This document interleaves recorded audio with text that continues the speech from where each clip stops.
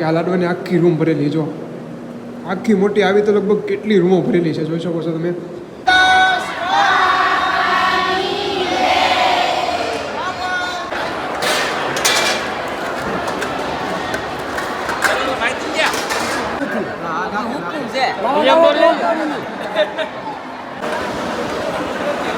એ કંઈક અંશે આપણને જે પંગત છે ને એ મિસ થતી જોવા મળે છે કે આ જે શાક છે ને એ કોઈ ગેસ ઉપર નહીં બનતું.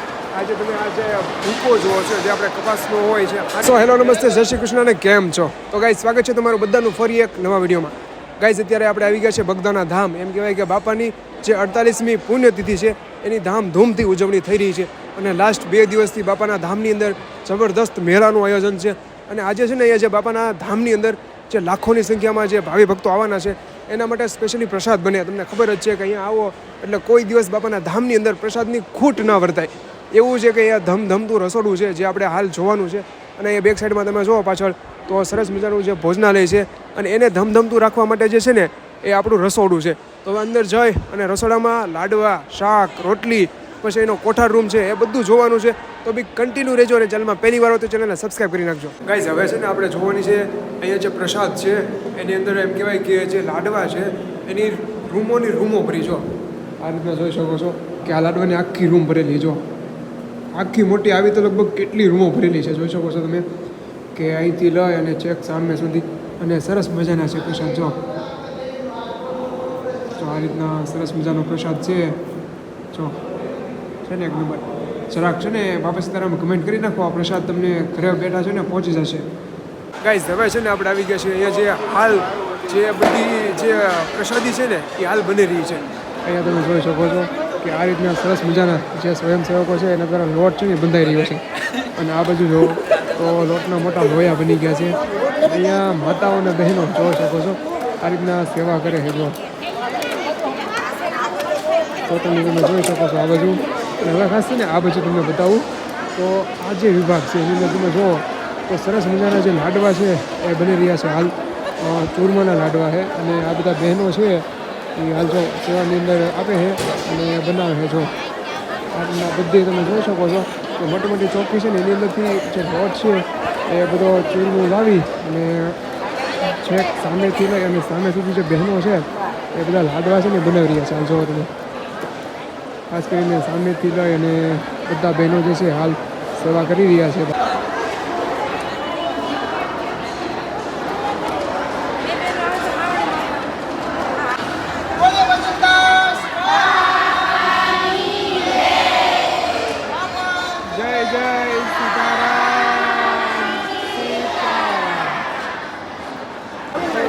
ગાઈઝ અહીંયા છે ને ગાંઠિયાનો લોટ છે ને તૈયાર થઈ રહ્યો છે જો. આ રીતના મોટી ચોકીની અંદર આ જે બેસન છે ને એનો આખી જે થેલી છે ને એ ડાયરેક્ટ બાજકીમાં નાખી દેવામાં આવે જો તમે. સીધી જ આખી બાજકી ઠલવી દઈએ એવી રીતના બીજી ચોકી સામે ચાલુ છે, એક અહીંયા ચાલુ છે. જોઈ શકો છો આ મોટા ગોયા છે અને આ આખો છે ને એ તૈયાર થઈ ગયો. એ તૈયાર થાય પછી આવા ગોયા બની જાય અહીંયા. અને આ જે છે ને મોટા લોયા થઈ જાય પછી આ રીતના કટિંગ થાય જો. આ રીતના નાના મૂઠિયા બને. આ રીતના જો આ બધા મૂઠિયા બનાવવાના. અહીંયા તે મૂઠિયા છે, આ એ મૂઠિયા છે. પછી આ જે મૂઠિયા છે ને એના પછી ડાયરેક્ટ છે ને સામે હળવે છે ત્યાં જાય અને પછી ડાયરેક્ટલી છે ને ગાંઠિયા બની જાય. ગાઈઝ અહીંયા જે લોટ બંધાય છે ને એની બાજકી જો તમે અહીંયા ટોટલી જે મોટા બાજકા છે અહીંયા પડ્યા છે. આ બધું આ છે ને કોઠાર રૂમ છે એની અંદર પણ આપણે જઈને જોશું કે કેટલી ક્વોન્ટિટી બધી વસ્તુ પડી છે. આ બધું હુકુમ છે અમને હજી નામ ન પડે. પાણી નથી. ગાઈઝ આગળ આપણે જોયું કે કઈ રીતના જે ગાંઠિયા છે એનો લોટ બંધાય છે, પછી જે લાડવા છે એ કઈ રીતે થાય છે. હવે આપણે જોવાનું છે એનું મેઇન જે ટેસ્ટી અને આપણે એમ કહેવાય કે તીખાશના દીવાના હોય એવા બાપાની પ્રસાદી જ્યાં દાળ અને શાક મોટા ટોપની અંદર બને છે. તમે મારી પાછળ બેક સાઈડ જુઓ આ જે મોટો વિભાગ છે ને ઉપર મોટા ટોપ છે અને એની અંદર છે ને સરસ મજાનું શાક બને. તો આપણે નજીક જઈ અને જોઈ. અને ખાસ બીજી વાત કરી દઉં કે આ જે શાક છે ને એ કોઈ ગેસ ઉપર નહીં બનતું. આજે તમે આ જે ભૂકો જુઓ છો જે આપણે કપાસનો હોય છે, આઠિયું કહેવાય એને દેશી ભાષામાં, તો એનો આ ભૂકો છે અને ચોલની અંદર નાખીને દેશી રીતે છે ને આખું શાક બને. એક મિનિટ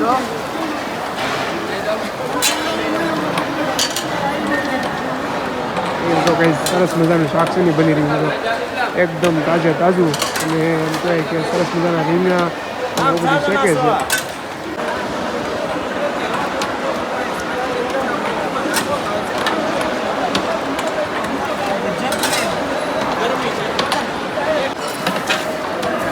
ગાઈસ અહીંયા તમે જુઓ આ જે હાથીનો ભૂકો ખાવ મેં તમને બતાવ્યું એ જુઓ અહીંયા છે ને ગેસ છે મતલબ કે જે ઓરિજિનલ આપણે ચૂલમાં કેમ જાય એ રીતના પવન દ્વારા છે ને સરસ મજાનું છે કે જો રીતના નીચેથી પવન આવે અને જે સળગી જાય જો.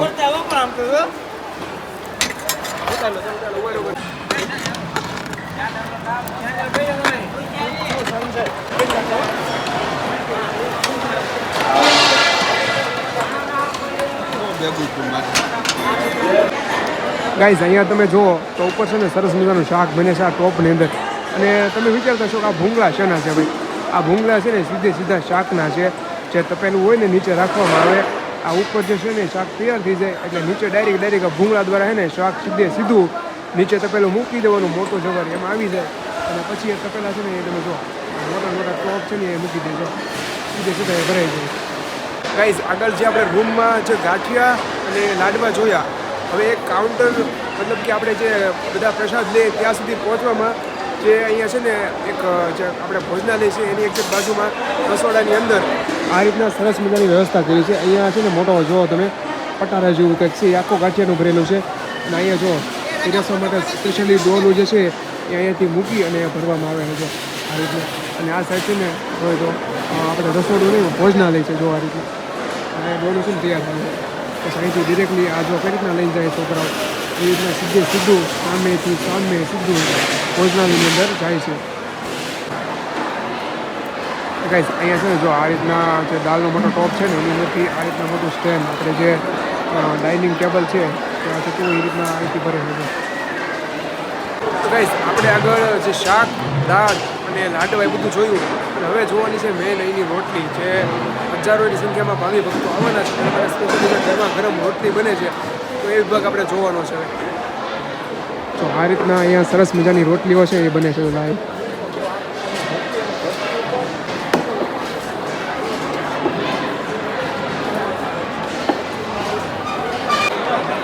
અહીંયા કંઈ જુઓ અહીંયા સરસ મજાનો લોટ છે એમાંથી ગોયા તૈયાર કરવામાં આવે છે અને અહીંયા મોટો તવો છે જો એની ઉપર કેટલી બધી રોટલીઓ એક સાથે જે છે એ ચડે છે જો આ રીતના અને સામે છે ને રોટલી બનાવે છે.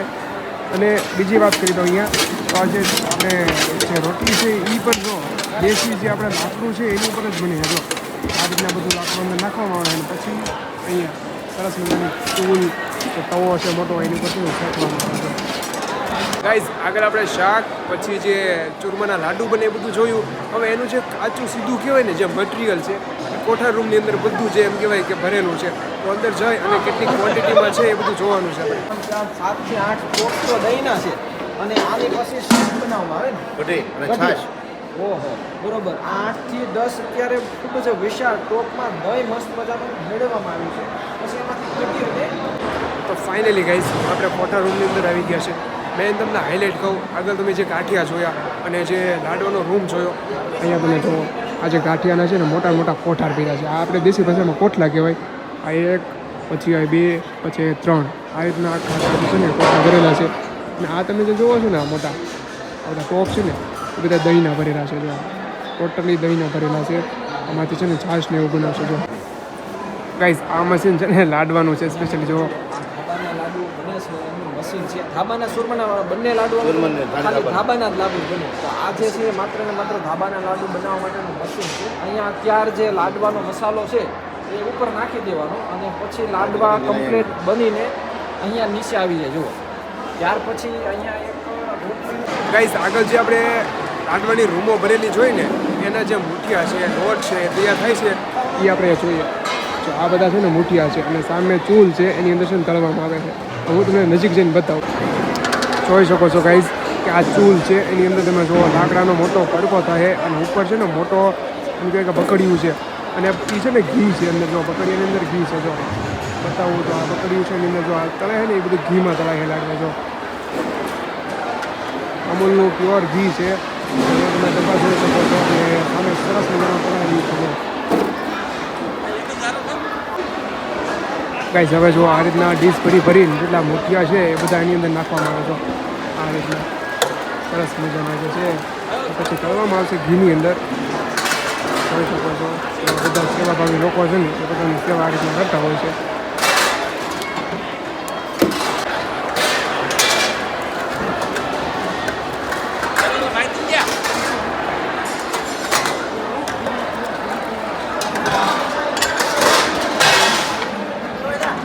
ભજનદાસ બાપા કી જય બાપા જય જય સીતારામ જય તારા બાપુની આપણે 48મી બાપાની પુણ્યતિથિ આવે બરોબર છે. અત્યારે તો 50,000 થી 60,000 સ્વયંસેવકો કાયમી કે એની એ રીતે જે સેવા આપે ટૂંકમાં આ જે અત્યારે જે ચૂરમાના લાડુવાળા છે એ આપણા બગદાણા ગામના તમામ દેવસ્થાન ટૂંકમાં માતાજી માંડી અને પીર દાદા સુધીના તમામ થાળ આપણે ગયા કાલે બાપાના આશ્રમેથી થાળ બધા મંદિરે ધરાશે. એ બેનો અત્યારે જે સેવામાં છે એ ચૂરમા લાડુ જેસર મંડળ છે તમારું શું મંડળ છે કાપડિયાળી મંડળ છે. બે મંડળના સ્વયંસેવકો આપણે બેનું બાપાના થાળના લાડવાવાળા છે. એ બાપાને સૌની પ્રસાદી મળે એવી બાપાને હવ આશીર્વાદ આપે બાપાને. પછી અહીંયા કેટલા ગામના સ્વયંસેવકો કામ કરવા આપણે આજુબાજુના 15,000 થી 20,000 સ્વયંસેવકો છે. આજુબાજુના ગામના ગ્રુપમાં આપણે આમ ગર સુધી અને આમ ઘોઘા સુધી એ બધા સેવાવાળા આપણે સેવા પ્રખ્યાત આપે છે. એ પ્રમાણમાં બહેનોના મંડળે આપણે બધા કુલ ટોટલ તમે બહેનોના મંડળ ગણો તો 8,000 થી 9,000 બહેનનું મંડળ આપે સેવાવાળા અને 50,000 થી 60,000 આદમીના મંડળ ચાલુ થાય. દર મહિને એ લોકોના કાયમી તારીખના વારા હોય એ વારા પ્રમાણે એ લોકો સેવા દેવા આવી જાય. બાપાની કેટલા સમયથી જે અહીંયા કેટલા સમયના ગાળામાં નગર યાત્રા નીકળે છે? નગરયાત્રા સવારમાં 10 થી શરૂ થાય. 10 થી સાંજના 6 વાગ્યા સુધી 6 વાગે આવે એટલે બાપાની પછી આરતી થાય. આરતી થાય પછી બાપાનો થાળ કરે અને મહાપ્રસાદ આપણે ટૂંકમાં ચાલુ રહેશે. હા, પછી આ મહાપ્રસાદમાં જે બાપુના લાડવા બનાવેલા છે એ સરસ મજાના એ અંદાજિત કેટલા સમયથી 5-6 દી અગાઉ ના એ આપણે ચાલુ કર્યું 11 તારીખથી. 11 તારીખથી કાલે લાડવા આપણે પૂરા કર્યા અને આજે બાકીનો જે 25 મણ જે આપણે ટૂંકમાં બનાવવાનું એક્સ્ટ્રા વધારાનો માલ. ગાઈસ આગળ આપણે જોયું કે સરસ મજાનું જે રસોડાની અંદર બધી જે બાપાનો પ્રસાદ છે એ બની રહ્યો છે. શાક છે, દાળ છે, લાડવા છે અને હવે છે ને આપણે અહીંનું જે જબરદસ્ત ભોજનાલય છે એ જોવાનું છે. અને ખાસ બીજી એક વાત કરી દઉં કે જે પહેલાં હતું જે બાપા એમ કહેતા કે નીચે બેસીને જ જમવું જોઈએ અને પંગતમાં જ બેસવું જોઈએ તો એ એમ કહેવાય કે હવે એ આપણે થોડુંક એમ કહેવાય કે મિસ કરીશું કારણ કે અત્યારે હાલની જે સિસ્ટમ છે જે કન્ડિશન છે અને બધાની અંદર જે ચેન્જીસ આવ્યા છે ને એમાં તમને થોડુંક વાત કરી દઉં તો અત્યારે જે આ ભોજનાલય છે એની અંદર ટોટલી જે ડાઇનિંગ ટેબલ છે ને આવી ગયા જો આ રીતના સરસ મજાના ડાઇનિંગ ટેબલ તમને છેક સુધી જોવા મળશે. જે કંઈક અંશે આપણને જે પંગત છે ને એ મિસ થતી જોવા મળશે કારણ કે મોસ્ટ ઓફ લોકોનું એવું હોય કે ભાઈ પંગતમાં બેસીને જમવું જોઈએ બાપાના ધામમાં આવ્યા હોય પણ અત્યારે હાલની જે જનરેશન કહો તો પણ ભલે અને જે સમય પ્રમાણે થોડોક ચેન્જીસ આવે એ તો થોડુંક બરાબર છે આપણે એ રીતના આજના જો ટોટલી સામે સુધી છે ને બધા જે ડાઇનિંગ ટેબલ છે અને અહીંયા જો આ રીતના સરસ મજાની પ્રસાદીની કંઈક વ્યવસ્થા છે તો ટોટલી જેટલા પણ ડાઇનિંગ ટેબલ છે ને ત્યાં તમને આ રીતના સ્ટેન્ડ જોવા મળશે જેની અંદર પ્રસાદ છે જો આ રીતે ગાંઠિયા છે પછી લાડવા છે અને પછી આ જે ડાઇનિંગ ટેબલ છે ત્યાં આ રીતના છે ને આમ ફેરવવામાં આવે આ રીતના જો આ રીતના આ લોકો જે પીરસે છે ને એ રીતના આવે છે અને આ બધા જે છે હાલ છે ને પ્રસાદ રહ્યા જો આ બધા છે ને પોતાની સેવા આપેલા છે સેવા માટે આવેલા છે જો સેવા કરીને બાપાનો જે છે એમ કેવું કે પ્રસાદ લે છે આ રીતના જો દાળનું છે શાકનું છે આ રીતના ચેક તમે જોઈ શકો છો. અને કાંઈ ખાસ બીજી એક વાત કરી દઉં તો એનું જે ડીશનું કાઉન્ટર છે એ તમે જોઈ શકો છો કે આ રીતના ડીશ છે ને એ લઈ જવામાં આવે છે અને ડિરેક્ટલી સ્ટેન્ડ ઉપર તમે જ્યાં બેઠા હોય ત્યાં તમારી પાસે છે ને ડીશ પહોંચી જાય આ રીતના કંઈક વ્યવસ્થા છે ડીશની.